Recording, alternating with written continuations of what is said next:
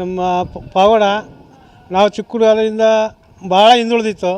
ನಾವು ಸುಮಾರು ಒಂದು 40-50 ವರ್ಷದಿಂದ ನಾವು ಪಾವಗಡ ನೋಡ್ತಾ ಇದ್ದೀವಿ. ನಾವು ಪಕ್ಕದ ಹಳ್ಳಿ ವೈನಸ್ಕೋಟೆ ನಮ್ಮದು. ಇಲ್ಲೇ ಬಂದು ನಾವು ಚಿಕ್ಕ ಹುಡುಗರ ನೋಡ್ದಾಗಿಂದ ಒಂದು ಹಳ್ಳಿ ಥರ ಇತ್ತು. ಈಗ ನೋಡ್ತಾ ಏನು ಡೆವಲಪ್ ಆಗಿದೆ ಪಾವಗಡ ಅಂದರೆ ಅದು ನಮಗೆ ಗಾಡ್ ಗಿಫ್ಟ್. ಅಂದರೆ ನಮ್ಮ ರೈಲ್ವೆ ಸ್ಟೇಷನ್ ಆಗಿರೋದು, ರೈಲ್ ಬಂದಿರೋದು ನಮ್ಮ ಪಾವಗಡಕ್ಕೆ. ಹಂಗಾಗಿ ಪಾವಗಡ ಜನಕ್ಕೆ ಭಾಳ ಅನುಕೂಲ ಆಗಿದೆ ಜನಗಳಿಗೆಲ್ಲ. ಈಗ ನೋಡೋಕ್ಕೆ ಜನ ಬರ್ತಾಯಿದ್ದಾರೆ. ರೈಲ್ ನಮ್ಮ ಪಾವಗಡ ತಾಲೂಕು ರೈಲೇ ಹತ್ತಿಲ್ಲ ಯಾರು.